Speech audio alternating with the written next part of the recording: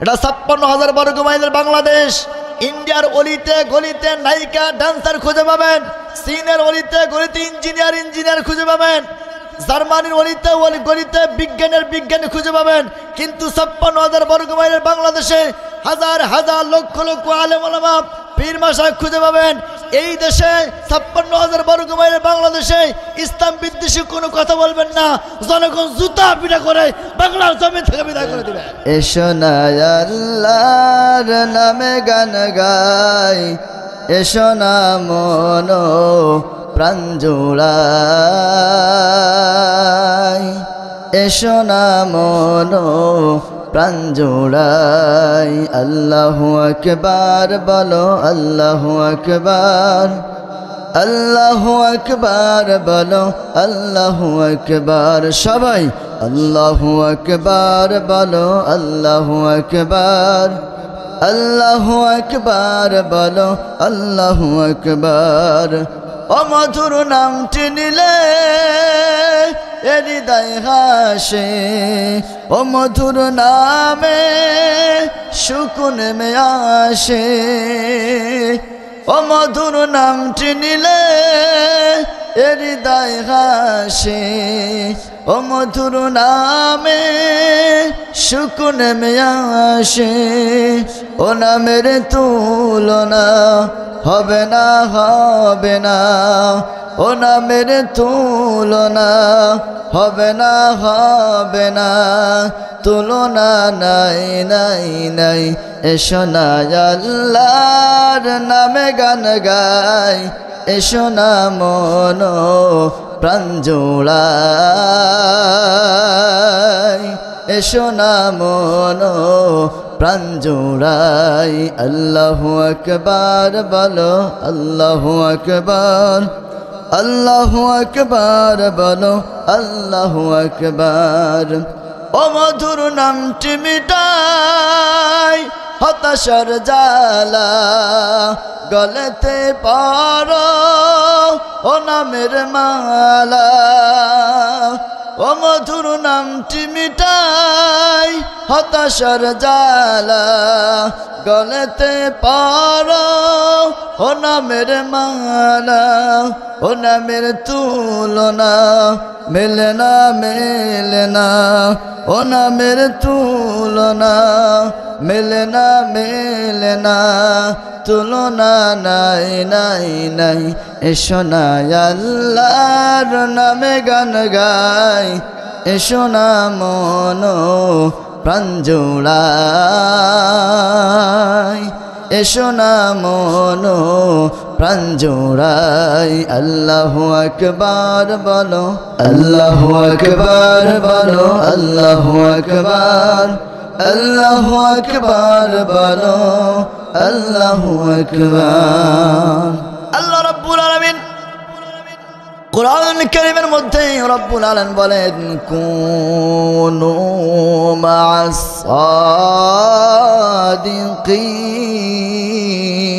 সাদিকিন। জোরে বলুন আল্লাহু আকবার। আল্লাহ রাব্বুল আলামিন বলেন, দুনিয়ার মানুষ, এই দুনিয়াতে আমি আল্লাহ রাব্বুল আলামিন তোমাদের জন্য দুইটা দল নির্বাচিত করেছি। তোমরা যে কোনো দলে নির্বাচিত হতে পারো। একটা সত্যের দল। রব্বুল আলামিন বলেন, কুনু মা'আস সাদিকিন। যারা সত্যকে সত্য বলে গ্রহণ করেছে, যারা মিথ্যাকে মিথ্যা বলেছে, যারা সত্যকে সত্য বলেছে, মিথ্যাকে মিথ্যা বলেছে। আল্লাহ রাব্বুল আলামিন বলেন, তোমরা যদি সত্যবাদী হও আর তোমরা যদি হকের পথে চলতে চাও, তাহলে কোনটা সত্য আর কোনটা মিথ্যা এটা বোঝানোর মতো ক্ষমতা আমি আল্লাহ রাব্বুল আলামিন তোমাদের দান করেছি। অতএব যেটা সত্য সত্য বলবে আর যেটা মিথ্যা মিথ্যা বলবে। বলেন তো দেখি, এমন মানুষ আমাদের মজলিসের মধ্যে আছে, এমন মানুষ আমাদের মজলিসে আছে যারা সত্যকে সত্য বলে, আবার এমন মানুষ আমাদের মধ্যে আছে যারা মিথ্যার সাথে সত্যকে মিশ্রিত করে, আবার সত্যের সাথে মিথ্যাকে মিশ্রিত করে। শুধুমাত্র একটা কারণে দুনিয়ার শুধু সামান্য পাথীয় সঞ্চারের কারণে, স্বার্থপরতার কারণে আমার বন্ধুগণ দেখবেন নির্বাচনের সময় যখন আসে, আমার বন্ধুগণ সারা বছর নামাজ পড়েছে মসজিদে, কনকনে শীতের সময় কাঁপতে কাঁপতে উঁচু করে কাঁপতে কাঁপতে যখন মসজিদে চলে গেছে, নামাজ পড়তে পড়তে কপালটা কালো হয়ে গেছে। এরপরে দেখবেন বন্ধুগণ আমার নির্বাচন যখন আসে 500 টাকার বিনিময় ওই ইমানটা বিক্রি করে দেয়, আছে না নাই? জোরে কর না কেন? আমার বন্ধুগণ শুধু 500 টাকার বিনিময়ে ইমানটা বিক্রি করে তা নয়, এক প্যাকেট গোপাল বেড়ের কারণে ইমান বিক্রি করে দেয়, আছে না নাই? পিছনের লোক কথা বলছেন না কেন? না আপনারা ওইটা খান না? আপনারা ওটা খান না মনে হয়? আমার বন্ধুগণ এজন্য আল্লাহ রাব্বুল আলামিন বলেন কুনু মা'আস সাদিকিন, তোমরা সত্যবাদী যারা তাদের সঙ্গে হবে। এই পৃথিবীতে সত্যবাদীর প্রথম নাম্বার কাতার হলো নবীগণ, তারপরে দ্বিতীয় নাম্বার কাতার হলো শহীদ সাহাবীগণ, তারপরে তৃতীয় কাতার হলো শহীদগণ, তারপরে চতুর্থ কাতার হলো শুহাদা ইমানদার মুমিন মুত্তাকিগণ। আমার বন্ধুগণ যুগে যুগে কালে কালে রব্বুল আলামিন এই দুনিয়াতে মানুষদেরকে পথ হারা মানুষদেরকে জান্নাতে নেওয়ার জন্য আল্লাহ রাব্বুল আলামিন নবীদের পাঠিয়েছেন।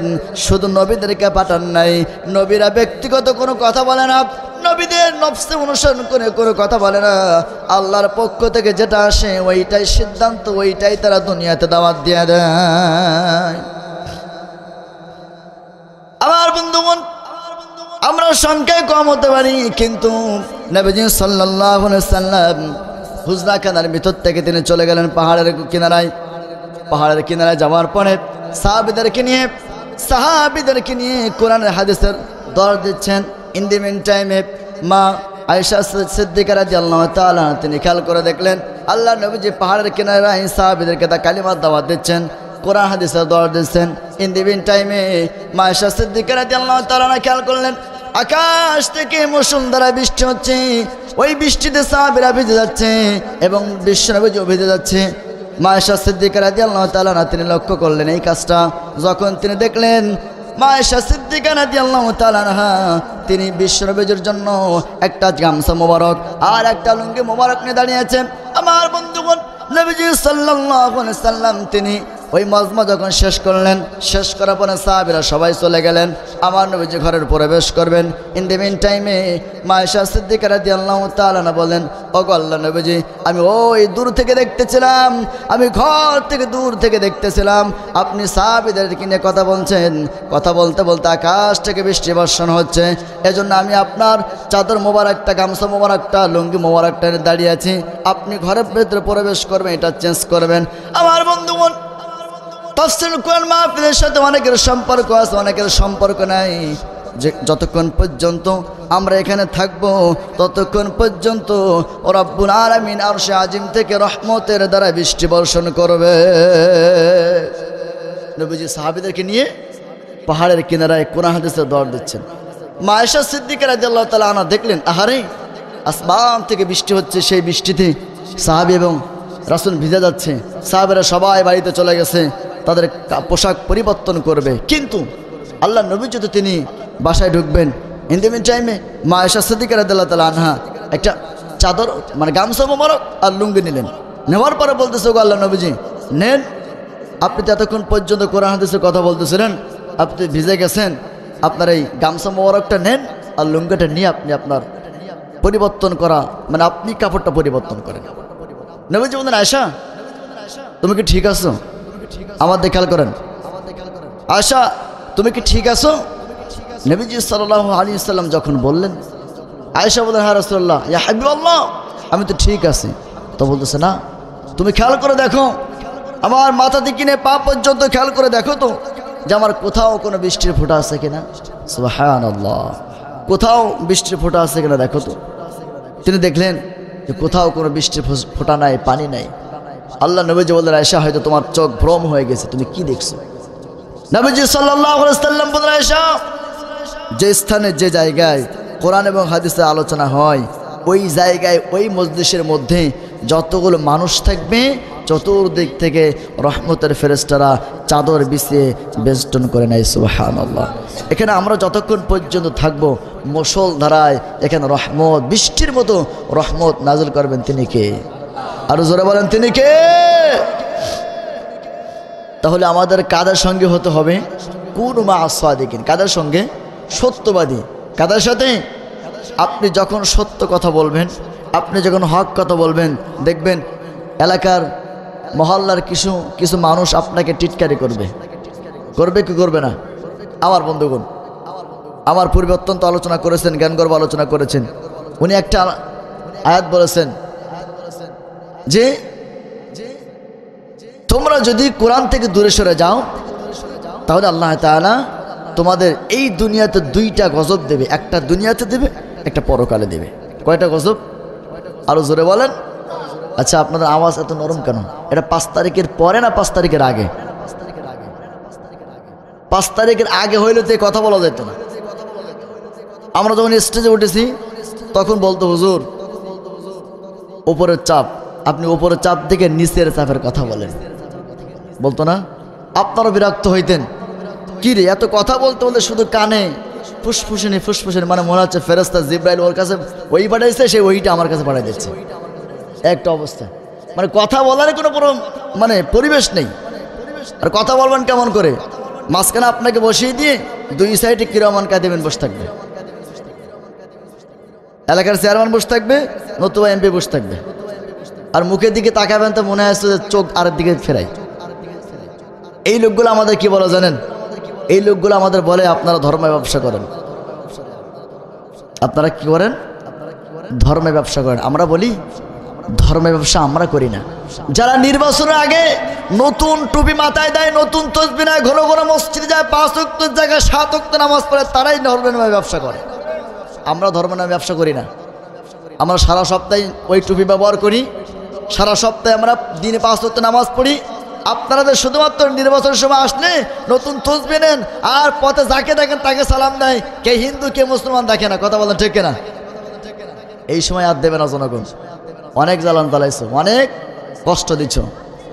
আমার বন্ধুগণ, আমি একটা আয়াত তেলাওয়াত করেছি, নেতা নির্বাচন। সামনে নির্বাচন আসতেছে, যাকে তাকে নেতা নির্বাচন করা যাবে না। সবচাইতে আপনার জীবনের মূল লক্ষ্য হচ্ছে নেতা। আপনি যাকে তাকে নেতা সাব্যস্ত করবেন না। দেখবেন আপনার এই নেতা, আপনি যে নেতাকে ফলো করছেন, আপনি যে নেতার পেছনে ছুটতেছেন, ওই নেতার চরিত্র রাতের বেলায় কেমন আর দিনের বেলায় কেমন। আপনি এমন এক নেতাকে আপনি নির্বাচিত করলেন যে নেতা রাতের বেলায় চরিত্র একরকম, দিনের বেলায় চরিত্র একরকম। এই নেতার পেছনে ছোটা যাবে। কার পেছনে ছুটতে হবে? যে নেতার দিকে তাকাইলে সুন্নাতে পোশাক পাওয়া যায়, যে নেতার দিকে তাকাইলে আল্লাহ এবং আল্লাহ রাসূলের কথা চিন্তা করা যায়, পরকালের চিন্তা আসে, এই নেতার দিকে তাকাবেন। যাকে তাকে নেতা নির্বাচিত করবেন। কথা বলেন, করবেন? সামনে অনেক কঠিন সময়। আপনি যদি এই সময়টা পার করে দেন, এতদিন আপনি পলায় পলায় বাড়ি ছিলেন, এবার কিন্তু আপনি বাড়ি থাকতে পারবেন না। কারণ হলো এখানে আওয়ামী লীগের লোক আছেন, বিএনপির লোক আছেন, জামাত ইসলামের লোক আছেন, প্রত্যেকের হাতেই এই অ্যান্ড্রয়েড ফোন আছে। এই ফোনের ভিতরে মিনিট, সেকেন্ড, ঘন্টা, টাইমের সংবাদ টাইমে পৌঁছায় যাচ্ছে। দেখবেন যারা এতদিন পর্যন্ত আমাদের সাথে সঙ্গ মিলিয়ে কাজ করত, এখন তারা বলতেছে কি এই কোরআনটা ভাওতাবাজি। মানবেন মানবেন মানবেন? তারা বলতেছে কোরআনটা ভাওতাবাজি। আমরা কোরআন দিয়ে দাওয়াত দেয়, মানুষদেরকে দলে দলে ডাকি, এই জন্য বলতেছে কোরআনটা ভাওতাবাজি। আমি বলি বন্ধু, এই কথা তোমার নতুন কথা নয়। এই কথা এখান থেকে 1400 বছর আগে আবু জেহেল এক কথা বলেছিল। নবীজি যখন কালিমার দাওয়াত দিয়েছে কোরআন দিয়ে, তখন আবু জেহেল বলেছিল জাদুকর, গণক, কবি, বিভিন্নভাবে আখ্যায়িত করেছিল। কিন্তু ওই আবু জেহেল আর এখন যারা ওই আবু জেহেলের সাথে সুর মেলাইয়া দল ভারী করার জন্য, ক্ষমতা যাওয়ার জন্য তোমরা বলছো, জঙ্গিবাদের দোহাই তোমরা দিচ্ছ, এই কোরআনটাকে ভাওতাবাজির দোহাই দিচ্ছ, এই মানুষ কিন্তু তোমাদের এই কথার কারণে তোমাদের থেকে দূরে সরে যাচ্ছে। এই জন্য কথা বলবেন মাথা ঠান্ডা করে, এমন কোনো কথা বলবেন না। এটা ইন্ডিয়া নয়, এটা 56,000 বর্গ মাইলের বাংলাদেশ। ইন্ডিয়ার অলিতে গলিতে নায়িকা, ডান্সার খুঁজে পাবেন, চীনের অলিতে গলিতে ইঞ্জিনিয়ার খুঁজে পাবেন। জার্মানির গণিতে বিজ্ঞানী খুঁজে পাবেন, কিন্তু 56,000 বর্গ মাইলের বাংলাদেশে হাজার হাজার লক্ষ লক্ষ আলেম ওলামা পীর মাশায়েখ খুঁজে পাবেন। এই দেশে 56,000 বর্গ মাইলের বাংলাদেশে ইসলাম বিদ্বেষী কোনো কথা বলবেন না, জনগণ জুতা পিটা করে বাংলার জমি থেকে বিদায় করে দিবে। আমাদেরকে নতুন করে বুঝান, ইসলাম আমাদেরকে নতুন করে বুঝান। ওই সময় ইসলাম নতুন করে আবু জাহেল বুঝাইছিল, ভাতিজা এই কালিমার দাওয়াত দিও না, কোরআনের দাওয়াত দিও না, তুমি নবী মানুষ, তুমি থাকবা মসজিদ মাদ্রাসা নিয়ে, তোমার মসজিদ মাদ্রাসার জন্য যা দরকার তাই তোমার দেব, তুমি কেন রাজনীতি করবা? রাজনীতির কথা কি কোরআনে নাই?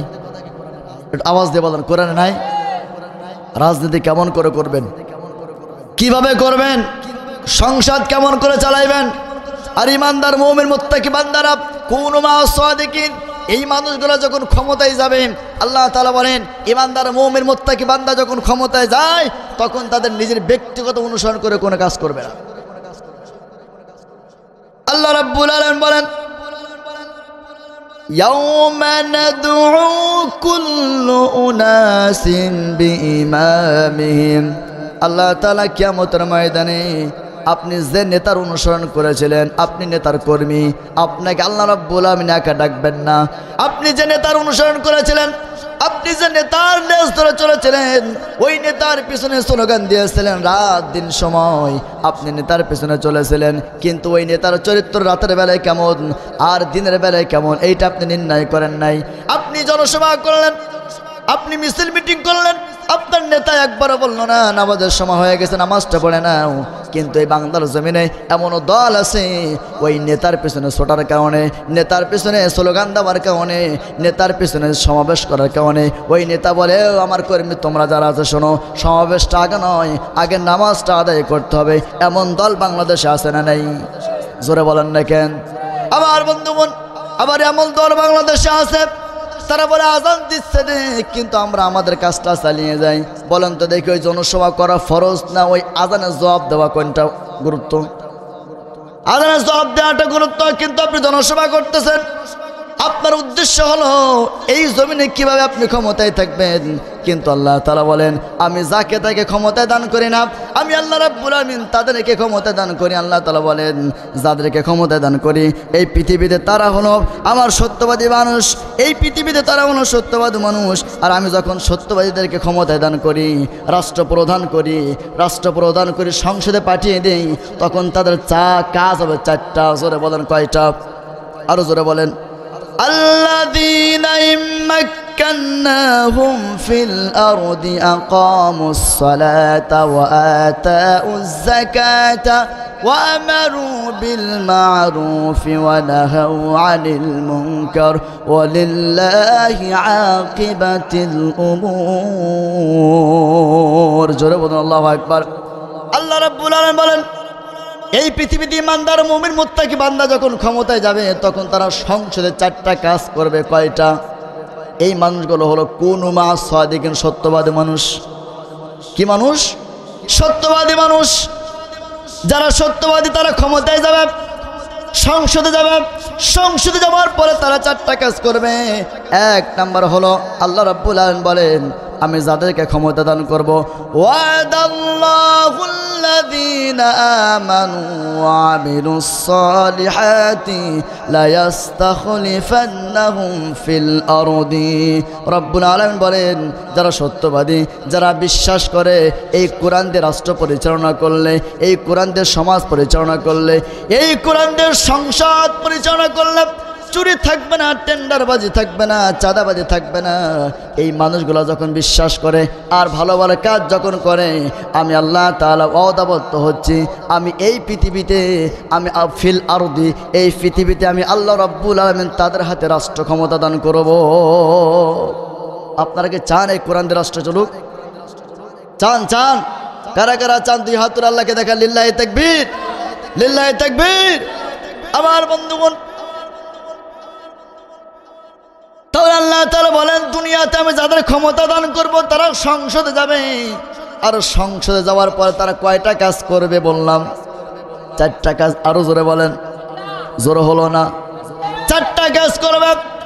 1 নাম্বার হলো এক নাম্বার হলো সংসদে যখন তারা যাবে, তারা প্রথম নাম্বার কাজ হলো তারা নামাজের বিল পাস করবে। আমার বন্ধুগণ, এই পৃথিবীতে রব্বুল আলামিন 10 জন সাহাবীদেরকে আশারায়ে মুবাশশারা 10 জন সাহাবীদেরকে জান্নাতে সার্টিফিকেট দিয়েছেন। দেখেন তো দেখি আমার বন্ধুগণ, নামাজ যদি কেউ হেলায় ভেলায় ইচ্ছাকৃতভাবে কাজা করে তাহলে তাকে অনেক শাস্তির ব্যবস্থা করা হয়েছে শরীয়তের মধ্যে।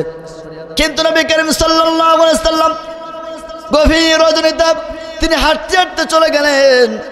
তিনি চিন্তা করলেন, দেখি তো আমার সাহাবী আবু বকর সিদ্দিক রাদিয়াল্লাহু তাআলা আনহু তিনি কি কাজ করতেছেন, এই রাত্রে আমার আল্লাহর সাথে দিদার লাভ করছে কিনা, তিনি ঘুমায় আছে কিনা। আমার নবীজি হাঁটতে হাঁটতে চলে গেলেন। হাঁটতে হাঁটতে যখন চলে গেলেন, যাওয়ার পরে দেখলেন আবু বকর সিদ্দিক রাদিয়াল্লাহু তাআলা আনহু তিনি ঘুমের মধ্যে নেই, তিনি নামাজের মধ্যে আল্লাহ পাকের সাথে দিদার লাভ করতেছে।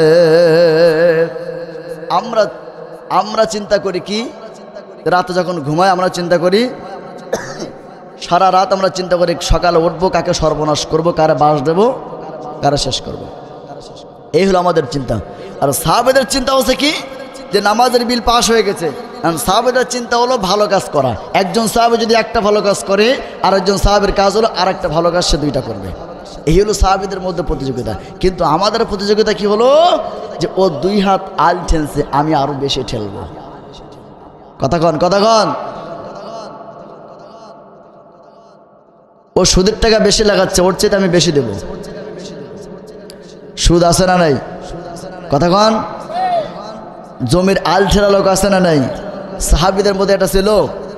তাহলে এরা 2 নম্বরে সত্যবাদী। 1 নম্বর সত্যবাদী নবীগণ, 2 নম্বর সত্যবাদী সাহাবিগণ। আমার বন্ধুগণ, নবীজি সাল্লাল্লাহু আলাইহি সাল্লাম তিনি গভীর রাতে চলে গেলেন। হযরত আবু বকর সিদ্দিক রাদিয়াল্লাহু তাআলা নূর বাড়িতে চলে গেলেন। যাওয়ার পরে তিনি দেখলেন আবু বকর ঘুমের মধ্যে নাই। তিনি তো একজন জান্নাতের সার্টিফিকেট প্রাপ্ত প্রথম নাম্বার সাহাবী, তিনি ঘুমের মধ্যে নাই। তিনি নামাজের মধ্যে তেলাওয়াত করছে, আর রহমান আল্লামাল কুরআন খালাকাল ইনসানা আল্লামাহুল বায়ান।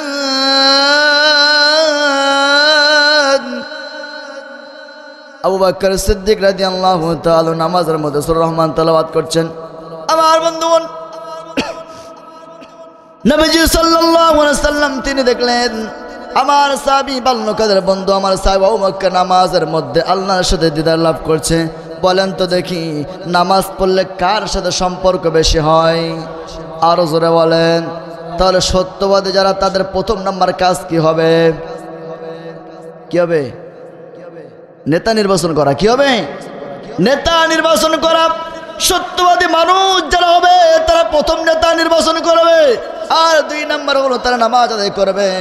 আমার বন্ধুগণ, বিশ্বনবী সাল্লাল্লাহু আলাইহি সাল্লাম তিনি হাঁটতে হাঁটতে আরো সামনে চলে গেলেন। যাইতে যাইতে হযরত ওমর ফারুক রাদিয়াল্লাহু তাআলা বাড়ির কিনারা দাঁড়িয়ে গেলেন। দেখি তো আমার সাহাবী হযরত ওমর তিনি নামাজের মধ্যে আছে না ঘুমের মধ্যে আছে? আমার বন্ধুগণ, বিশ্বনবী সাল্লাল্লাহু আলাইহি ওয়াসাল্লাম তিনি হাঁটতে হাঁটতে যখন ওমরের বাড়ির কিনারে চলে গেলেন, বিশ্বনবী খেয়াল করলেন আমার ওমরও ঘুমের মধ্যে নাই। গভীর রজনীতে মানুষ যখন ঘুমিয়ে পড়েছে, আমার ওমর আমার আল্লাহর সাথে দিদার লাভ করতেছে। তাহলে সংসদের মধ্যে ইমানদাররা যখন প্রথম ক্ষমতায় যাবে, রাষ্ট্রপ্রধান হবে, সংসদে যাবে, ইমানদারদের প্রথম কাজ কি? আরো জোরে বলেন। এটা আপনার আমার মত না আল্লাহর মত? আল্লাহ সিদ্ধান্ত দিচ্ছে। 1 নম্বর নামাজের বিল পাস করবে। আমি আস্তে আস্তে করে পয়েন্টটাকে আলোচনা করব। আমার বন্ধুগণ, নবীজি সাল্লাল্লাহু আলাইহি ওয়াসাল্লাম এই 2 জনের বাড়ি পর্যবেক্ষণ করার পরে তিনি আবার চলে গেলেন মসজিদ নববীতে। যাওয়ার পরে আল্লাহর নবীজি বেলালকে ডাক দেন, বেলাল ফজর আযানটা দিয়া দাও। বেলাল ফজর আযানটা দিয়া দিল। দেওয়ার পরে সাহাবীরা যখন নামাজের মধ্যে আসলেন, নবীজি সাল্লাল্লাহু আলাইহি সাল্লাম বলতেছেন, আমার সাহাবীরা, তোমাদের মধ্যে আবু বকর আসলে এবং ওমর আসলে, এই 2 জন সাহাবী আমার এই 2 জন বন্ধু যেন তারা মসজিদে নামাজের পরে বসে যায়, দেখা করে যায়। নবীজি বলতেছেন, ওমর, আবু বকর, নামাজ শেষে তোমরা আমার সাথে একটু দেখা করবা। নবীজি যদি এই কথা বলে সাহাবীদের মনে একটু ভয় সঞ্চয় হলো যে হারে কোনো অন্যায় করে ফেললাম কিনা, কোনো অপরাধ করে ফেললাম কিনা, ইন্ডিকেট করে কেন আমার নামটা বললেন আর কোনো সাহাবীদের কথা বললেন না কেন? সম্মানিত ভাইরা আমার, বিশ্বনবীজি যখন তিনি গোপনে গোপনে কালিমার দাওয়াত দিচ্ছেন, ওমর রাদিয়াল্লাহু তাআলা আনহু বিশ্বনবীজির কাছে গেলেন। যাওয়ার পরে বলতেছে, আল্লাহর নবীজি বলেন তো দেখি আপনার উপরে এই কিতাবটা 23টা বছর ধরে নাজিল হয়েছে, এই কিতাব সত্য না মিথ্যা? আমার বন্ধুগণ, ওমর যখন বিশ্বনবীজির কাছে প্রশ্ন করলেন, আল্লাহর নবীজি এই কিতাবটা সত্য না মিথ্যা? নবীজি সাল্লাল্লাহু আলাইহি সাল্লাম বলেন, ওমর এই কিতাবটা সত্য। তাহলে এই সত্য জিনিস কেন আপনি গোপনে গোপনে দাওয়াত দেবেন? সত্য জিনিস গোপনে থাকে না, প্রকাশ থাকে না, চাপা থাকে? কথা কন না কেন? কথা কন না কেন? সত্য জিনিস চাপা থাকে না, গোপন থাকে না, প্রকাশ থাকে? আমার বন্ধুগণ, আল্লাহ নবীজি সাল্লাল্লাহু আলাইহি ওয়াসাল্লাম বলেন, ওমর এই কিতাবটা সত্য। নবীজি বললেন, যদি সত্য কিতাব, এই কিতাবটা সত্য হয়, তাহলে এই সত্য কিতাব আর গোপনে দাওয়াত দেওয়া যাবে না, আর গোপনে গোপনে দাওয়াত দেওয়া যাবে না। নবীজি যখন কালিমার দাওয়াত শুরু করে দিলেন, আল্লাহর কাছে বিশ্বনবীজি দোয়া করলেন, আল্লাহ কালিমার দাওয়াত দেওয়ার জন্য শক্তিশালী মানুষ দরকার, হিম্মতশালী মানুষ দরকার। আমার বন্ধুগণ, আল্লাহ নবীজি আল্লাহর কাছে দোয়া করলেন, ওগো আল্লাহ ইসলাম প্রচারের জন্য, ইসলাম প্রসারের জন্য হয়তো ইসলামের জন্য আপনি আবু জাহলকে কবুল করেন, না হয় ওমরকে কবুল করেন। আল্লাহ রাব্বুল আলামিন বিশ্বনবীজি দোয়াটা কবুল করে ওমরকে ইসলামের জন্য কবুল করে দিলেন। আমার বন্ধুগণ, নবীজি বললেন, ওমর এই কিতাবটা সত্য। ওমর বললেন, তাহলে এই সত্য কিতাব আপনি কেন গোপনে গোপনে দাওয়াত দেবেন? চলেন আমার সাথে, আমার সাথে চলেন, আমার সাথে চলেন। মক্কার মধ্যে কাফেরদের মধ্যে সবচাইতে ভয়ঙ্কর ছিল হযরত ওমর। সবাই তাকে ভয় করত, শুধু সবাই তাকে ভয় করত না, শয়তান পর্যন্ত ওমরকে ভয় করত। ওমর যে রাস্তায় থাকতো, হাঁটতো, এই রাস্তায় 40 দিন পর্যন্ত শয়তান থাকতো না। মক্কার মধ্যে যখন ছোট্ট মানুষ, ছোট্ট ছোট্ট বাচ্চারা যখন না ঘুমাইতো, তখন তাদেরকে বলতে, এই সোনামণি ঘুমাও ঘুমাও, না হলে যে ওমর আসতেছে। কিন্তু কি আসতেছে?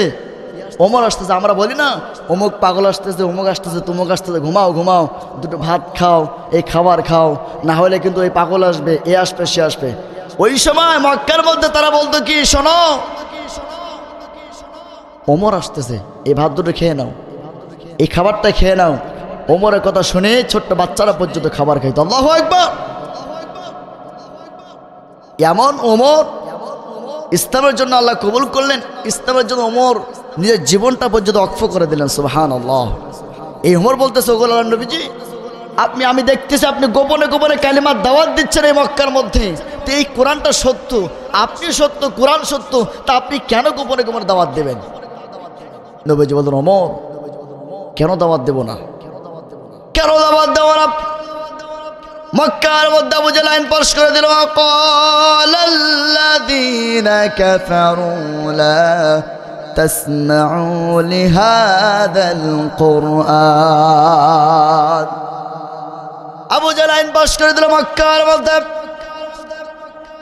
কোনোভাবে কোনো মতেই কোরআনের দাওয়াত দেওয়া যাবে না, কোরআনের কথা বলা যাবে না।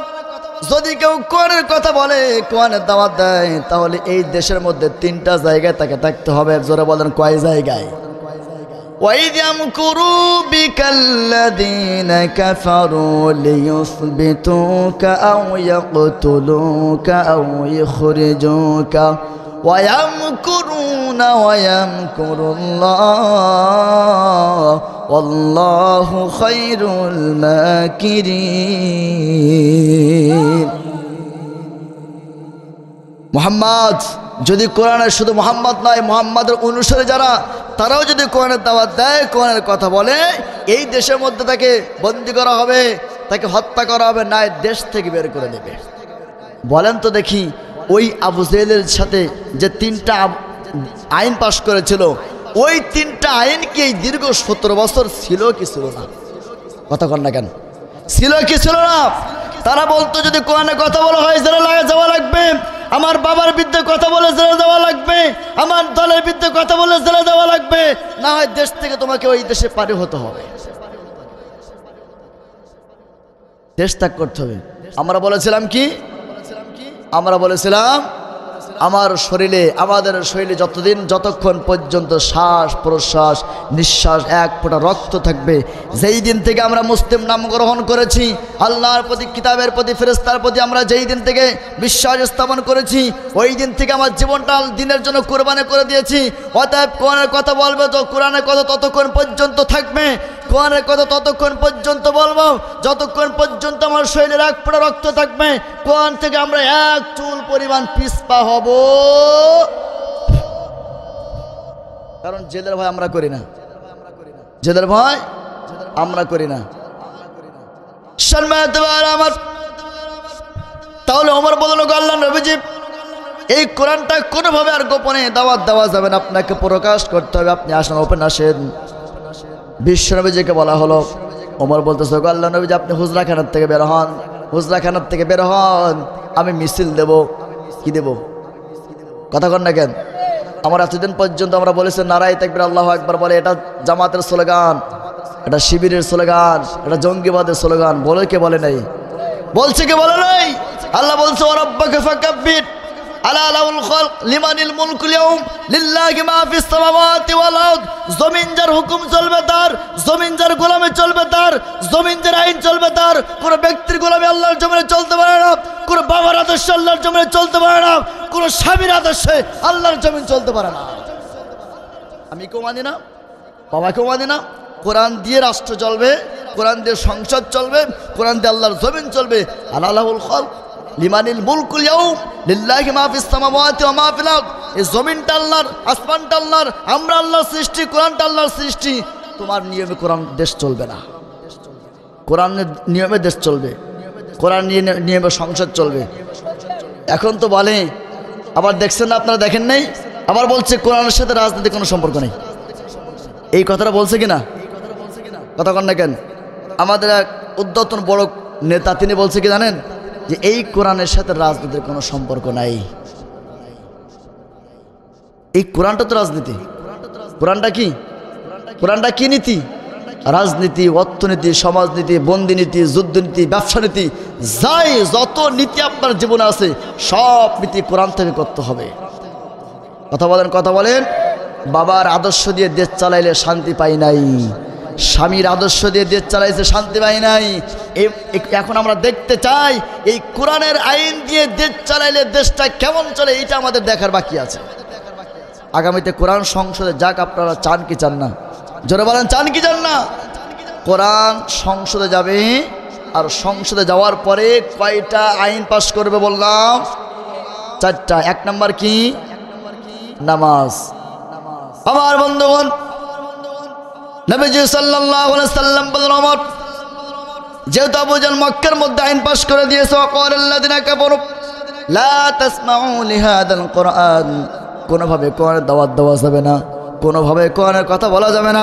ওগো ওমর, কেমন করে কোরআনের দাওয়াত দেব?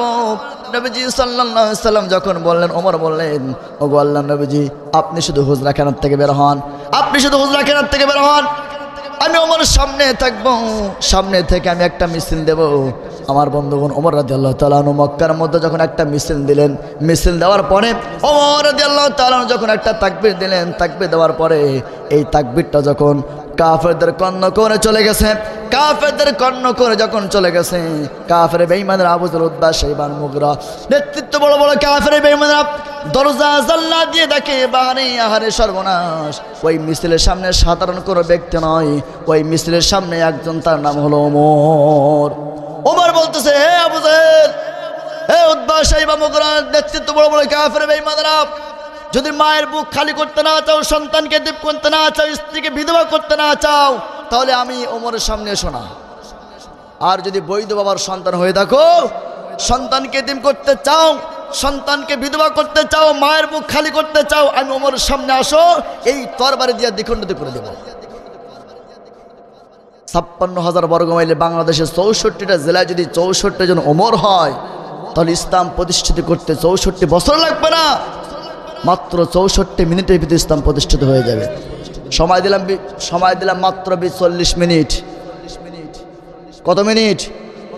আল্লাহ বলেছিল কোরআনের সাথে পাঙ্গা নিও না, কোরআনের সাথে বাহাদুরি করো না, আমি এমন পতন করাবো, এমন লাঞ্ছিত অপমানিত করবো, রান্না করা ভাত পর্যন্ত খাইতে পারবো না। আল্লাহ খাওয়ায়, এমন খাওয়ায়, আবার আল্লাহ নাও খাওয়ায়, এমন নাও খাওয়ায় যে রান্না করা ভাত পর্যন্ত, রকমারি খাদ্য খাবার পর্যন্ত তোমার খাওয়ার পর্যন্ত জুটবে না। 3.5 ঘন্টা আমরা দেখেছি, 3.5 ঘন্টা বিমানে আকাশে উড়েছ, কোথাও তোমার জায়গা হয় নাই, একমাত্র শুধুমাত্র কেবলমাত্র বাবুবাড়ি দিল্লি ছাড়া কোনো দেশ তোমাকে নেই নাই। কেন জানো? তোমার মতো পয়জন কোনো দেশে গেলে এটা অ্যান্টিবায়োটিক মতো সমস্যা, ক্যান্সার, যারা করে ক্যান্সার নেই, এই পয়জন কোনো দেশে যদি যায় তাহলে সেই দেশ পর্যন্ত ভাইরাস আক্রান্ত হয়ে যাবে। আপনারা কি মনে করেছিলেন যে এর যে অবস্থা, তা আমাদের মনে হয় এর মৃত্যু ছাড়া আমাদের ক্ষমতা ছাড়বে না, এরা মনে হয়েছিল না? আমরা মনে করেছিলাম এর যে ব্রেন, এই মানে একটা জরিপে দেখা গিয়েছে যে পৃথিবীর মধ্যে সবচাইতে নিকৃষ্টতম শাসক হিসাবে 1 নাম্বার তাকে আখ্যায়িত করা হয়েছে। সুবহানাল্লাহ বলবেন না? মামলা, কত মামলা দেবে কি? তাহলে আল্লাহ তাআলা ছাড় দেয় কিন্তু ছেড়ে দেয় না। 3.5 ঘন্টা বিমানে চলেছিলেন, কোথাও জায়গা হয় নাই। 40 মিনিট সময় দেওয়া হয়েছিল। তিনি বলেছিল জাতির উদ্দেশ্যে ভাষণ দেব। তিনি বলেছিল জাতির উদ্দেশ্যে ভাষণ দিলে ছাত্র জনতা যেভাবে খেপেছে, তোমার হাড্ডি মাংস পর্যন্ত ফিরে যেতে পারবা না। তিনি যদি কোরআনের সাথে থাকতেন, কুনু মা সাদিকিন, সত্যবাদীদের কোনো ক্ষতি করতেন না, আলেমদের বন্দি করতেন না, আলেমদেরকে বন্দি করে জেনার অপবাদ দিতেন না, মিথ্যা মামলা হামলা দিয়ে যদি জেলে ভরে রাখতেন না, তাহলে তার কোনো সমস্যা হইতো না। কিন্তু যখন এই কোরআনের সাথে বেয়াদবি করেছে, যখন আলেমদের নবীর ওয়ারিসদের যখন কষ্ট দিয়েছে, আল্লাহ তাআলা সহ্য করেন নাই। এই জমিনে কত মানুষ রাতের গভীরে তাহাজ্জুদ পড়ে এই বাংলার জমিনের জন্য দোয়া করে, কত মানুষ এই তাহাজ্জুদ পড়ে বাংলার জমিনের জন্য দোয়া করে। আল্লাহ এই 56,000 বর্গ মাইলের দেশ, আলেম ওলামার দেশ, পীর ওলিয়ার দেশ, আল্লাহ এই দেশটাকে তুমি নাস্তিক বেঈমানদের হাত থেকে রেহাই করে ইমানদারদের হাতে ক্ষমতা দিয়ে দাও। আমরা সবভাবে বিভিন্নভাবে রাষ্ট্র পরিচালনা করে দেখেছি, টেন্ডারবাজি বন্ধ হয় নাই, চাঁদাবাজি বন্ধ হয় নাই, ঘুষ বন্ধ হয় নাই। 3 বছরের তানিয়া থেকে শুরু করে 70 বছরের বৃদ্ধা পর্যন্ত ধর্ষণার থেকে বাঁচতে পারে নাই। আল্লাহ এই কোরআনটা রাষ্ট্রে পাঠিয়ে দাও। এই কোরআনটা রাষ্ট্রে পাঠিয়ে দিলে চুরি বন্ধ হয়ে যাবে, চাঁদাবাজি বন্ধ হয়ে যাবে, টেন্ডারবাজি বন্ধ হয়ে যাবে, 3 বছরের তানিয়া ধর্ষণ হবে না, 70 বছরের বৃদ্ধা পর্যন্ত ধর্ষণ হবে না। এই তামান্না নিয়ে কত আলেম ওলামারা চোখের পানি ছেড়ে, জায়নামাজে চোখের পানি ছেড়ে কত কান্নাকাটি করেছে। আল্লাহ তাআলা 3 জন ব্যক্তির দোয়া কবুল করে থাকেন। জোরে বলেন কয়জন? মুস্তাজাবুদ দাওয়া কয়জন? মাজলুমের দোয়া, মুসাফিরের দোয়া, আর পিতামাতার দোয়া। যারা মাজলুম, অসহায়, মাজলুমের মধ্যে আর আল্লাহর মধ্যে কোনো পর্দা থাকে না, যেই দোয়া করে ওই দোয়াটা আল্লাহ কবুল করে নেয়। সুবহানাল্লাহ। এতদিন পর্যন্ত মাজলুম, নিরপরাধ সাব্যস্ত করে, নিরপরাধ যারা ছিল তাদেরকে দোষী সাব্যস্ত করে জেলখানার মধ্যে ঢুকাইছো, এর পাই টু পাই হিসাব দেওয়া লাগবে। আমার বন্ধুগণ, শুধু তাই নয়, আমরা দেখেছি এই বাংলার জমিনে বাবার বিরুদ্ধে কথা বললে মামলা হয়েছে, এই বাংলার জমিনে দলের বিরুদ্ধে কথা বললে মামলা হয়েছে, এই বাংলার জমিনে নেতার বিরুদ্ধে কথা বললে মামলা হয়েছে। কিন্তু আমরা আমাদের হৃদয় মনে করে জায়গা করে নিয়েছি, ওই নবীর বিপক্ষে কথা বললে মামলা হয় নাই, ওই নবীর শান মান ইজ্জত কটাক্ষ করলে তার বিরুদ্ধে মামলা হয় নাই, বরং যারাই মামলা করেছে নবীর বিপক্ষে কথা বলেছে তাদের মামলা করেছে, উল্টে তাদের বিপক্ষে মামলা করেছে। এমন নজির আছে না নাই? তাহলে এই দেশটা হলো একটা রক্তে রঞ্জিত পিস, কালো পথ লাল করার বাংলাদেশ। এই বাংলাদেশটাকে নিয়ে ষড়যন্ত্র করবেন না, এই বাংলাদেশটাকে নিয়ে নরকের মধ্যে ফেলে দেবেন না। কারণ এই বাংলাদেশে হাজার হাজার লক্ষ লক্ষ আলেম হাফেজ ওলামা আছে, পীর মাশায়েখ আছে। যে দেশের মুসলমানরা রাতে ঘুমাতে যায় মসজিদে মুয়াজ্জিন আযান শুনে, যে দেশের মুসলমানরা সকালে ঘুম থেকে উঠে মসজিদে মুয়াজ্জিন আযান শুনে, এই দেশে কিছু হোক বা না হোক আমরা কোরআন দিয়ে রাষ্ট্র পরিচালনা করতে চাই। কথা বলেন আমার বন্ধুগণ। তাহলে 1 নম্বর সংসদে কোন আইন পাস করবেন? নামাজের আইন পাস করবেন, নবীজি সাল্লাল্লাহু আলাইহি সাল্লাম বলেন, আবু বকর, ওমর, তোমরা নামাজের পরে দুইজন বসে যাবা। নামাজের পরে দুইজন বসে রইলেন। আল্লাহ নবীজি সাল্লাল্লাহু আলাইহি সাল্লাম বলেন, ওমর, তোমার বাড়িতে চলে গিয়েছিলাম। আবু বকর, তোমার বাড়িতে গেলাম, কিন্তু দুইটা জিনিস আমি লক্ষ্য করলাম। আবু বকর, যখন তোমার বাড়িতে গেলাম তখন তুমি নামাজ পড়তেছো, আল্লাহর সাথে দিদার লাভ করতেছো। আবু বকর, কিন্তু একটা জিনিস আমি খেয়াল করলাম, তুমি যখন নামাজ আদায় করছো আমি দেখলাম নামাজের মধ্যে তেলাওয়াতটা আস্তে আস্তে করতেছো, কারণটা কি? আবু বকর রাদিয়াল্লাহু তাআলা বললেন, ওগো আল্লাহর নবীজি, নামাজের মধ্যে তেলাওয়াতটা আস্তে আস্তে করার কারণ হলো আমার ছেলে ঘুমায় আছে, আমার মেয়ে ঘুমায় আছে, আমার স্ত্রী ঘুমায় আছে। আমার তেলাওয়াতের আওয়াজ শুনে তাদের ঘুমটা ভেঙে যাবে, তারা কষ্ট পাবে, জাগ্রত হবে। এই জন্য আস্তে আস্তে করে আমি তেলাওয়াতটা করলাম। আমার বন্ধুগণ পাশে ওমর রাদিয়াল্লাহু তাআলা আনহু বসে আছেন, তিনি চিন্তা করছেন আমার ভাই আবু বকর একটা ফজিলতের কথা বলেছে, আর ওমর চিন্তা করলেন আমি কেমন করে দুইটা ফজিলতের কথা বলবো, এই নিয়ে ওমর রাদিয়াল্লাহু তাআলা চিন্তা আছেন। তাহলে আমরা সকালে আমরা রাতে ঘুমাইতে যাই আর চিন্তা করি কাকে ক্ষতি করব, কাকে সর্বনাশ করব, কার ধ্বংস করব। কিন্তু সাহাবেদের মধ্যে প্রতিযোগিতা ছিল কেমনে করে ভালো ভালো কাজের প্রতিযোগিতা করা যায়।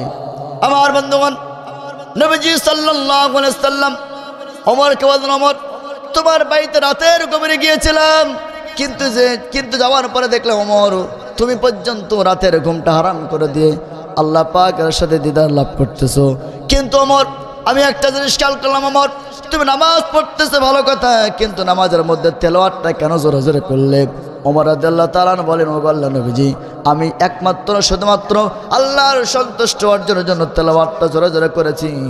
আর জোরে জোরে করলাম, আমার তেলাওয়াতের আওয়াজ পাওয়ার পরে আমার সন্তান ঘুম থেকে উঠবে, আমার স্ত্রী ঘুম থেকে উঠবে, এলাকাবাসী ঘুম থেকে উঠবে, ঘুম থেকে উঠে যখন আল্লাহর সাথে দিদার লাভ করবে, নামাজে দাঁড়িয়ে যাবে, এই চিন্তা চেতনা নিয়ে ওগো আল্লাহর নবীজি আমি জোরে জোরে তেলাওয়াত করেছিলাম। আমার তাহলে নামাজটা যদি সংসদের মধ্যে আইন বিল পাশ হয়ে যায়, নামাজের মধ্যে যদি সংসদের মধ্যে পাশ হয়ে যায়, তাহলে এলাকার মধ্যে বেনামাজে কাউকে খুঁজে পাওয়া যাবে না। যাবে কি? যারা বলেন যাবে। দুই নাম্বার হলো আপনার সম্পদ আছে, আপনার অর্থ সম্পদ আছে, জায়গা জমি আছে, আপনার বাধ্যতামূলকভাবে 2 নাম্বার যখন ইমানদার মুমিন মুত্তাকি বান্দা ক্ষমতায় যাবে, 2 নাম্বার কাজ হলো আকিমুস সালাত ওয়া আতাউজ যাকাত। 2 নাম্বার তারা যাকাতের আইন পাশ করবে। কোটি কোটি টাকার সম্পদ খরচ করে 56,000 বর্গ মাইলের বাংলাদেশে মোড়ে মোড়ে কোটি কোটি টাকা খরচ করে বাবার মূর্তি বানাইছে। কথা কন না কেন? এই টাকা কি তোমার বাবা? হ্যাঁ, বাপ থেকে গেল? বাপটাই বলছে দেশটা স্বাধীন করলাম, আহারে এত কষ্ট করে, কিন্তু আমার একটা কম্বল পর্যন্ত পাইলাম না, চোরের খনি। এই টাকা আপনার আমার পকেটের টাকা, আপনার আমার মাথার ঘাম পায়ে ফেলানো টাকা, কোটি কোটি টাকার সম্পদ খরচ করে মোড়ে মোড়ে অলিতে গলিতে বাবার মূর্তি তৈরি করেছ। ওই মূর্তি 5 তারিখে পরে কোনো মূর্তি আর আছে? জোরে বলেন আছে? থাকবে না? কেন থাকবে না? কেন থাকবে না? এতদিন পর্যন্ত যেটা আমরা বুঝতে পারি নাই, সেটা করে আয়নার মতো পরিষ্কার হয়ে গেছে। যখন মিডিয়ার সামনে আসে তখন একটা টিস্যু পেপার নেয়, একটা টিস্যু পেপার নিয়ে এমন করে চোখ মোছে। আর কি বলে জানেন? না, বলে একটা কথা বলে, এই পোলাপান যারা ফেসবুক ছাড়া তারা জানে কি হারা যন্ত্রণা, স্বজন হারা যন্ত্রণা। স্বজন হারা যন্ত্রণা, স্বজন হারা ব্যথা আমরা বুঝি। তুমি কত স্বজন হারাইছো? এমন এমন মানুষ এই বাংলার জমিনে আছে, তাদের সন্তানটা পর্যন্ত হত্যা করেছ, বাবাকে হত্যা করেছ, সন্তানকে হত্যা করেছ, মায়ের সামনে গুলি করে মেরেছ। স্বজন হারা ব্যথা তোমার থাকতে পারে, স্বজন হারার ব্যথা বলে বলে এই 17টা বছর একই বাজনা বাজাইছে। কথা কয় না কেন? 17টা বছর একই বাজনা বাজাইছে, স্বজন হারা বেদনা, স্বজন হারা বেদনা। আর আমরাও আম পাবলিক এই স্বজন হারা বেদনা আর অ্যাক্টিং ভালো করতে পারে। একটা টিস্যু নিয়ে, পানি তো নাই চোখে, শকুনের চোখে কোনো পানি থাকে? কথা কোন? শকুনের চোখে, ডাইনের চোখে কোনো পানি থাকে? অ্যাক্টিং। নাটকের গুরু অ্যাক্টিং করতে পারে বলো? আমরা এই অ্যাক্টিং দেখে আমরা টিভির সামনে পর্দার সামনে অ্যাক্টিং দেখে আমরা আবার ভুলে যাই। তো বলবো কি করে? আমাদের তো ভোট দেওয়া লাগে না। 5 বছর পরে দাদা মারা গেছে, সেই 5 বছর গত হয়ে গেছে, ওই দাদা এসে আবার ভোট দিয়ে যায়। দিছো না? এক দাদি ভোট দিতে গেছে, দেওয়ার পরে চাষি যখন ভোট দিতে গেছে তখন বলতেছে যে চাষি আপনি কি ভোট দেবেন? হ্যাঁ। তো ভোট তো দেবো, তো ভোট দিতে আসি। তো ওই ভোটের এজেন্ট যারা, মানে ওদের দ্বারা লোক যারা, তারা বলতে চাষি ভোটটা আপনার ভোট দেওয়া লাগবে না, আপনার ভোট চাষা এসে দিয়ে গেছে। তো বলতেছে বাবা চাষা কবে আসলো? 5 বছর মারা গেছে, কতদিন দেখা হয় না, তা আসতে তো আমার জন্য দেরি করতে পারতে। হ্যাঁ, এই সুযোগ কার দিবেন? এই সুযোগ কার দিবেন? আপনি দিবেন না। তাহলে সংসদে যদি যায় তাহলে 2 নাম্বার কোন কাজ করবেন? যাকাত। 2 নাম্বার কি কাজ? যাকাত। 2 নাম্বারে কি কাজ? তখন এই মোড়ে মোড়ে কোটি কোটি টাকার সম্পদ করে এই মূর্তি তৈরি আর হবে না। মোড়ে মোড়ে কোটি কোটি টাকার সম্পদ করে মূর্তি তৈরি হবে না। ইসলামের ভাস্কর্য হবে, কোরআনের ভাস্কর্য। কথা বলে ঠিক কিনা? সম্মানিত বন্ধুগণ আমার, আল্লাহ তাআলা বলেন ইমানদার মুমিন মুত্তাকি বান্দা যখন ক্ষমতায় যাবে তখন তারা 2 নাম্বার কাজ হলো তারা কি করবে? যাকাতের বিল পাস করবে। আর 3 নাম্বার যখন ইমানদার মুমিন মুত্তাকি বান্দাগুলা কুনু মা সাদিকিন, এই সত্যবাদী মানুষগুলা, ইসলামপন্থী মানুষগুলা, কুরআন ওয়ালারা যখন সংসদে যাবে, আল্লাহ রাব্বুল আলামিন বলেন এই মানুষগুলা যখন সংসদে যাবে আল্লাহ তাআলা তাদেরকে বলছেন তোমাদেরকে 3 নাম্বার কাজ হলো এই সমাজের মধ্যে যত অন্যায় কাজ আছে, এই সমাজের মধ্যে যত অন্যায় কাজ আছে এই কাজগুলো তোমরা দূর করে দিবে, ধ্বংস করে দিবে। চতুর্থ নাম্বার হলো এই সমাজের মধ্যে যত ভালো কাজ আছে সেই ভালো কাজের আইনগুলো তোমরা সংসদে পাস করবে। তাহলে কয়টা কাজ পাইলাম? 1 নাম্বার হলো নামাজ কায়েম করবে, নামাজের বিল পাস করবে। 2 নাম্বার হলো যাকাতের আইন পাস করবে। 3 নাম্বার হলো সৎ কাজ, যত ভালো কাজ আছে ভালো কাজের আইন পাস করবে। চতুর্থ নাম্বার হলো অন্যায় কাজ যেগুলো আছে ওই কাজগুলো একটা একটা করে তারা নষ্ট করে দিবে, দূর করে দিবে। আমার বন্ধুগণ সিস্টেম আবার পৃষ্ঠা দেখেন, আবার ইসলাম বিদ্বেষী যারা তারা যখন ক্ষমতা আসে তারাও একইভাবে 4টা কাজ করবে। অসম্মানিত মানুষদেরকে অসম্মানিত করবে, সম্মানিত মানুষদেরকে অসম্মানিত করবে। এই মানুষগুলো কারা? যারা বলে ইসলামের সাথে রাজনীতির কোনো সম্পর্ক নেই, কোরআনের সাথে রাজনীতির কোনো সম্পর্ক নেই। আমি আপনাদের চোখে আঙুল দিয়ে বলে, চোখ টান টান করে ক্লিয়ার করে দেখেন, ইসলামের রাজনীতির কথা আছে, ইসলামের সংসদের কথা আছে, ইসলামের রাষ্ট্রের কথা আছে, ইসলামের সমাবেশের কথা আছে। এই কোরআনের মধ্যে মহাসমাবেশ, এই কোরআনের মধ্যে ছোট সমাবেশ, এই কোরআনের মধ্যে সব কিছু আছে। এমন কিছু নাই যেটা কোরআনের মধ্যে নেই। Islam is the complete code of life. আপনার একমাত্র জীবন ব্যবস্থা শুধুমাত্র কেবলমাত্র শান্তি দিতে পারে মহাগ্রন্থ আল কোরআন। সম্মানিত ভাইরা আমার, রাজনীতি কেমন ভাবে করবেন কোরআন থেকে শিক্ষা নিয়ে যান। আল্লাহ রাব্বুল আমিন রাজনীতির কথা কোরআনে বলেছেন, কেমন করে আপনাকে আমাকে রাজনীতি করতে হবে। আল্লাহ রাব্বুল আমিন রাজনীতির ব্যাপারে সুন্দর করে একটা সূরা নাযিল করলেন। আপনি কেমন করে রাজনীতি করবেন, রাজনীতির নীতি হলো কেমন, রাজনীতি কেমন করে করবেন, এই বিষয়ে রব্বুল আমিন একটা সূরা পূর্ণাঙ্গ একটা সূরা নাযিল করেছে। ওই সূরার নাম হলো সূরাতুর রাজনীতি। নাম কি? আরো জোরে বলেন, নাম কি? সূরাতুল রাজনীতি। তার মানে হলো সূরাতুল মুলক। সূরাতুল মুলক, রাজনীতির, রাষ্ট্রের ক্ষমতা, রাষ্ট্রের সূরা। সম্মানিত ভাইরা আমার, তাহলে রাজনীতির ক্ষমতা, রাজনীতির সূরা আমরা পাইলাম।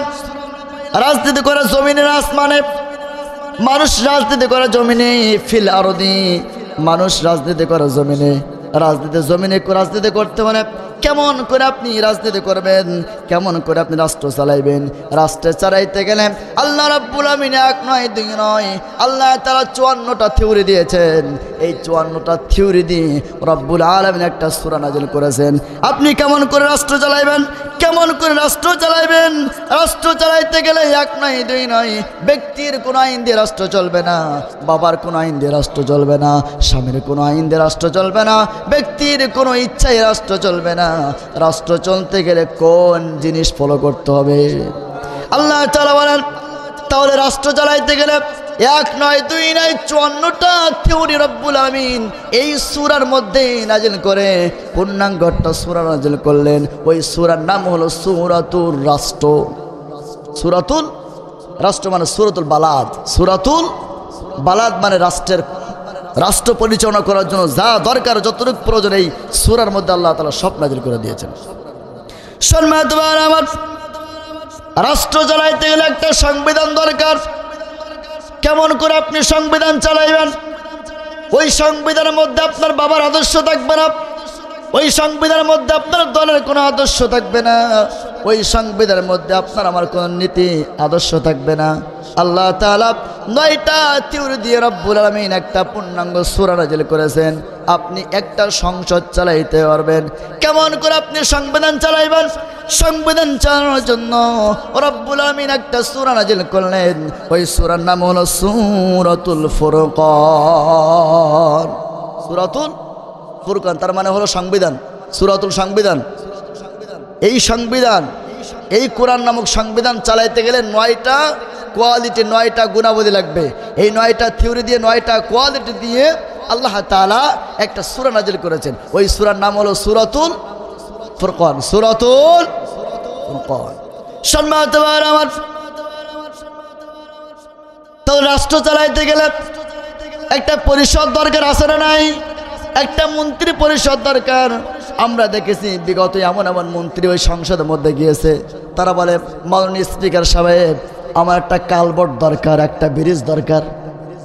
এমন কথা কইছে না? একটা কালভার্ট দরকার, ব্রিজ দরকার। আবার এই মন্ত্রী পরিষদের মধ্যে এমন এমন কুলাঙ্গার গিয়েছে নর্তকী, এমন এমন কুলাঙ্গার গিয়েছে নর্তকী যাদের কোনো জন্মের ঠিক নাই, এমন লোক এই সংসদের মধ্যে মন্ত্রী পরিষদে ঢুকাইছে এই সরকার। সম্মানিত ভাইরা আমার, তাহলে মন্ত্রী পরিষদ চালাইতে গেলে যাকে তাকে মন্ত্রী পদের, যাকে তাকে পরিষদের মধ্যে ঢোকানো যাবে না। আল্লাহ তাআলা কয়েকটা নীতি নির্দেশন দিয়েছেন। 5টা গুণাবলী, 5টা গুণাবলী যে ব্যক্তির মধ্যে থাকবে ওই ব্যক্তির ওই মন্ত্রী পরিষদে ঢুকতে পারবে। আমার বন্ধুগণ, 17টা বছর আমরা দেখেছি এমন মানুষ, এমন মূর্খ মানুষ দিয়ে সংবিধান চালিয়েছে, এমন মূর্খ মানুষ দিয়ে মন্ত্রী পরিষদ চালিয়েছে। তারা বলেছে টাকলা মুরাদ, নাম শুনছেন না? টাকলা মুরাদ কি বলেছিল? ইসলাম রাষ্ট্রধর্ম থাকে না, ইসলাম রাষ্ট্রধর্ম থাকে না, চলবে না, রাষ্ট্রধর্ম ইসলাম হতে পারে না। এমন টাকলার মুরাদ শেষ পর্যন্ত তার নিজের ঘরের রুমের ফ্যানটা পর্যন্ত তাকেও ছাড় দেয় নাই, মাথায় পড়েছে। কি বলেছিল? ইসলাম রাষ্ট্রধর্ম থাকতে পারে না। এই কোরআন কি তোমার বাবার? ইসলাম কি তোমার বাবার? চাইলে তুমি ফু দিয়ে নিভিয়ে দিবে। এই ইসলাম কচুরি পানার মতো ভেসে আসে নাই, ইসলাম কচুরি পানার মতো ভেসে আসে নাই, কোরআন কচুরি পানার মতো ভেসে আসে নাই। চাইলে তুমি ফু দিয়ে নিভিয়ে দিবে। এই ইসলাম বিশ্বমজি দাঁত ভাঙা ইসলাম, এই ইসলাম বিশ্বমজি রক্ত দেওয়া ইসলাম, এই ইসলাম বিশ্বমজি জেল কেনা ইসলাম। অতএব ইসলামকে, ইসলামের সাথে যারা পাঙ্গা নেবে, ইসলামকে যে ইসলামের আলোকে যারা ফু দিয়ে নিভে দেওয়ার চেষ্টা করবে, আল্লাহ তাআলা তাদেরকে দুনিয়ার থেকে বিদায় করে দেবে। এজন্য ইসলামের সাথে পাঙ্গা দেওয়া যাবে না।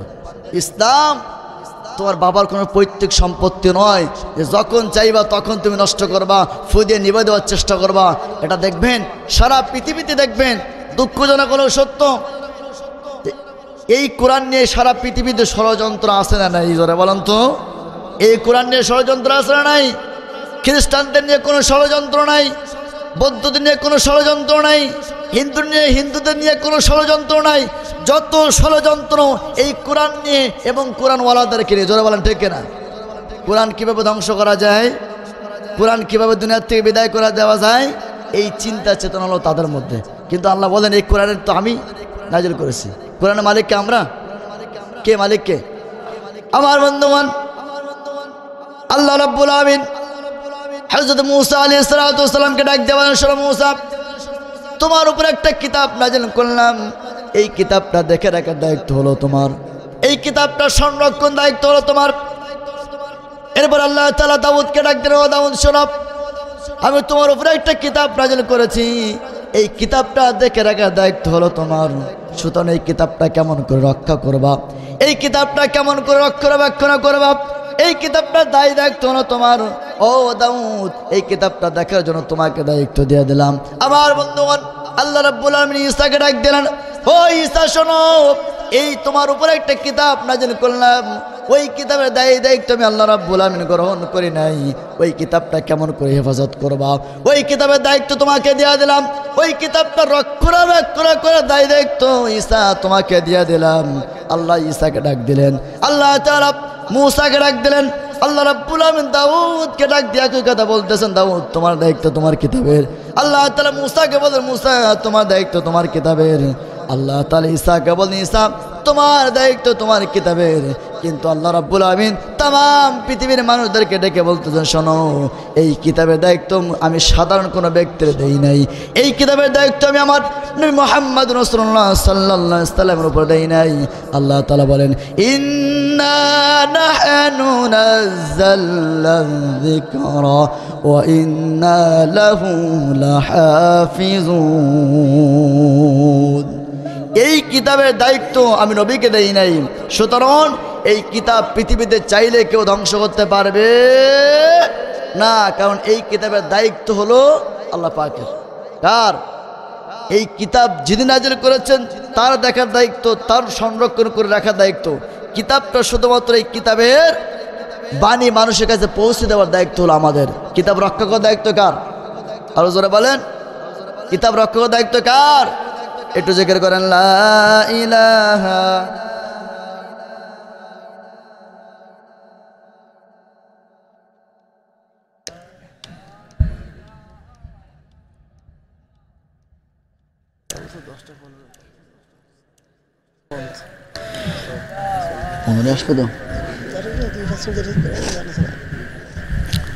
তাহলে কিতাবের দায়িত্ব কার? আরো জোরে বলেন, আমাদের রাষ্ট্রপ্রধানের, মন্ত্রীর, এমপির। কার? কিতাবটা কার? আমাদের সৃষ্টি করেছেন কে? তবে স্পষ্ট আয়নার মতো করে একটা কথা বলতে চাই, আজকের তাফসীর মাহফিলতে কোনো মানুষ যদি মনে করেন আজকের তাফসীর মাহফিলটা আমার দলের বিপক্ষে চলে যাচ্ছে, আজকের তাফসীর মাহফিলটা আমার সংগঠনের বিপক্ষে চলে যাচ্ছে, আজকের তাফসীর মাহফিলটা আমার নেতা নেত্রীর বিপক্ষে চলে যাচ্ছে, আমি মনে করি এই মানুষ আল্লাহর সকল সৃষ্টি শ্রেষ্ঠ। কোরআন যদি কোনো মানুষের বিপক্ষে যায়, কোরআন যদি কোনো দলের বিপক্ষে যায়, কোরআন যদি কোনো নেতার বিপক্ষে যায়, সেই দল, সেই নেতা, সেই সংগঠন ভালো হতে পারে না।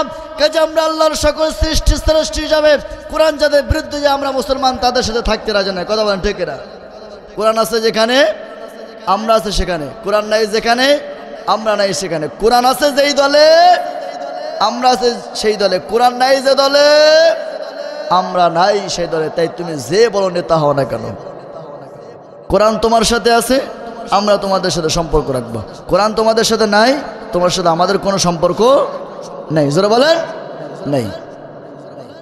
সম্মানিত ভাইরা আমার,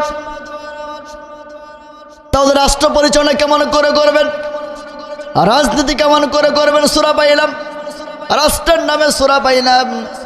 এই রাষ্ট্রে চালাইতে গেলে একটা সংবিধান দরকার, সংবিধানের জন্য একটা সূরা পাইলাম। আল্লাহ তাআলা বলছেন একটা মন্ত্রী পরিষদ দরকার। এই মন্ত্রী পরিষদ চালাইতে গেলে কেমন করে মন্ত্রী পরিষদ চালাতে হবে? রব্বুল আলামিন 5টা গুণাবলীর কথা বলেছেন।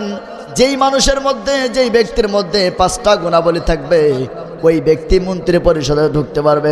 মমতাজের মতো, টাকলা মুরাদের মতো কোনো ব্যক্তি মন্ত্রী পরিষদে যাইতে পারবে না। আল্লাহ তাআলা মন্ত্রী পরিষদের নামে রব্বুল আলামিন একটা সূরা নাযিল করলেন। এই মন্ত্রী পরিষদের মধ্যে যে কেউ যাইতে পারবে না, গাঞ্জাখোর যাইতে পারবে না, কোরআনের বিপক্ষে কথা বলে এমন লোক যাইতে পারবে না, কোরআন ইসলাম রাষ্ট্রধর্ম থাকবে না এমন কথা যে বলে সে যাইতে পারবে না, কোন নর্তকী মন্ত্রী পরিষদ অবস্থান করতে পারবে না। মন্ত্রী পরিষদ চালাইতে গেলে মন্ত্রী যারা হবে তাদেরকে কয়টা গুণ থাকা লাগবে? 5টা গুণ থাকা লাগবে।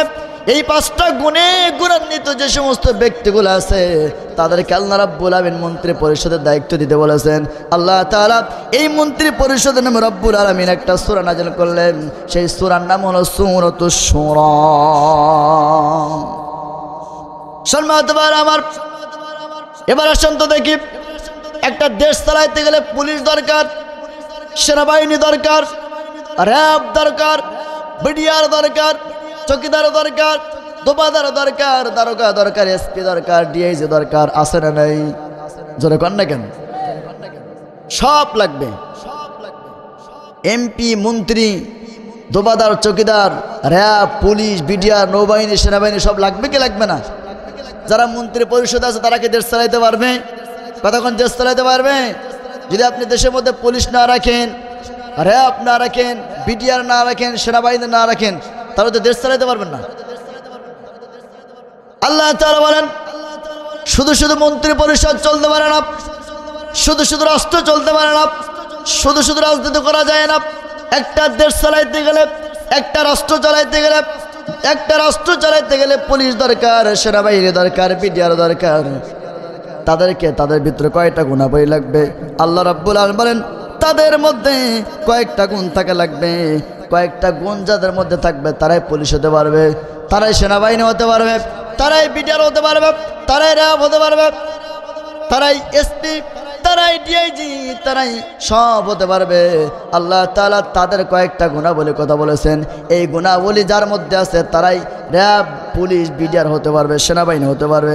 আল্লাহ তাআলা তাদের জন্য রব্বুল আলামিন পূর্ণ একটা সূরা নাযিল করলেন। সেই সূরার নাম হলো সূরাতুল আহজাব। নাম কি? সূরাতুল আহজাব। সম্মানিত ভাইরা আমার, তাহলে মাঝে মধ্যে দেখবেন বিরোধী দল সমাবেশ করে। এককভাবে রাষ্ট্র চলতে পারে না, এককভাবে রাষ্ট্র চলতে পারে না, এককভাবে দল চলতে পারে না। যারা ক্ষমতায় থাকে তাদেরকে হেটানোর জন্য মাঝে মধ্যে সমাবেশ করে কি করে না? করে কি করে না? সমাবেশ দরকার। যারা ক্ষমতা আছে তারা তো এককভাবে রাজনীতি চালাইতে পারে না। আমি চলে গেলাম, চলে যাওয়ার পরে আমার ছেলে চালাইলো দেশ, আমার মেয়ে চালাইলো দেশ, আমার বউ চালাইলো দেশ। এমনভাবে কি দেশ চলে? কথা কন না কেন? চলে। মাঝে মধ্যে বিরোধী দল লাগবে, তারা মিছিল মিটিং করবে, সমাবেশ করবে। এই সমাবেশটা কেমন হবে তাদের ব্যাপারে আল্লাহ তাআলা চারটা গুণাবলী কথা বলেছেন। চারটা গুণাবলী যাদের মধ্যে থাকবে তারা মাঝে মধ্যে দল মিছিল মিটিং করবে। আল্লাহ তাআলা বলেন তাহলে মাঝে মধ্যে বিরোধী দল যারা থাকবে তারা সমাবেশ ডাকবে, ছোটখাটো সমাবেশ ডাকবে।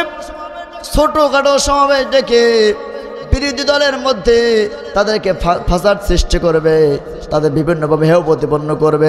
আল্লাহ তাআলা বলেন দল যখন থাকবে, বিরোধী দল যখন থাকবে, দলীয় দল যখন থাকবে, মিছিল মিটিং করবে, মিথ্যা মামলা হামলা দেওয়া যাবে না, জেনার অপবাদ দেওয়া যাবে না, জুলুম করা যাবে না। যাদের মধ্যে চারটা গুণাবলী থাকবে, যাদের মধ্যে চারটা গুণাবলী থাকবে তারা মাঝে মধ্যে কর্মসূচি থাকবে, তারা মাঝে মধ্যে দল বিরোধী দল থাকবে। আল্লাহ তাআলা তাদের ব্যাপারে পূর্ণাঙ্গ একটা সূরা নাযিল করলেন। সেই সূরার নাম হলো সূরাতুল মুজাদালা।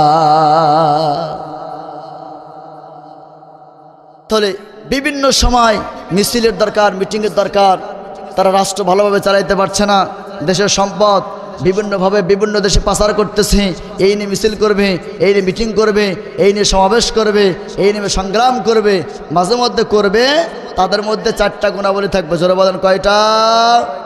চারটা গুণাবলী থাকবে। এই গুণাবলী থেকেই তারা মিছিল করবে, মিটিং করবে। আমার বন্ধুগণ, আল্লাহ তাআলা বলেন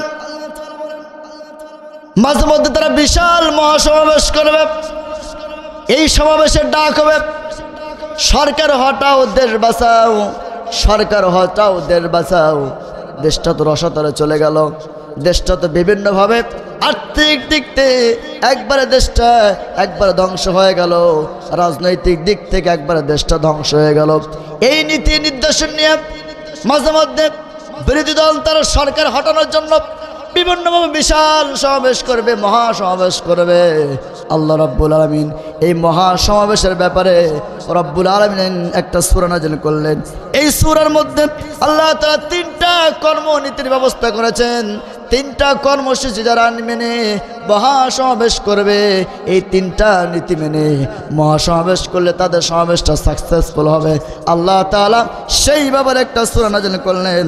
সেই সূরার নাম হলো সূরাতুল হাসর। নাম কি? সূরাতুল হাসর। এইভাবে ওই মিছিল মিটিংয়ের মধ্যে আবার দেখবেন মহিলারা সমাবেশ করে। মহিলারা আজকে যেমন মহিলারা পর্দায় দেখছে, এমনভাবে মহিলারা আবার মিছিল মিটিং করতে পারবে কি পারবে না, আল্লাহ তাআলা সেটা বলে দিয়েছেন। মহিলারা সমাবেশ করতে পারবে, মহিলারা সংগ্রাম করতে পারবে, মহিলারা সংগঠন করতে পারবে। তবে এই মহিলাদের ভিতরে 5টা গুণাবলী থাকবে। জোরে বলেন কয়টা? 5টা। পরীক্ষিত নারী যাদেরকে বলা হয়, 5টা গুণাবলী যে মহিলার মধ্যে থাকবে, ওই মহিলা কি করতে পারবে? সংগঠন করতে পারবে, দল করতে পারবে। এই মহিলাদের ব্যাপারে আল্লাহ তাআলা একটা সূরা, পূর্ণাঙ্গ সূরা নাযিল করেছেন। তবে এই পরীক্ষিত মহিলার 5টা গুণ থাকা লাগবে। 5টা গুণ নিয়ে আল্লাহ তাআলা একটি পূর্ণাঙ্গ সূরা নাযিল করেছেন। সেই সূরার নাম হলো সূরাতুল মুমতাহিনা। নাম কি? সূরাতুল মুমতাহিনা। তাহলে দেখবেন রাষ্ট্র, তারপরে রাজনীতি, তারপরে দেশ, মহাসমাবেশ, এমনিভাবে মন্ত্রী পরিষদ, তারপরে প্রশাসন কিভাবে চালাতে হয়, বিরোধী দল কিভাবে চালাতে হয়, এই নিয়ম নীতি নিয়ে আল্লাহ তাআলা পূর্ণাঙ্গ একটা সূরা নাযিল করেছেন।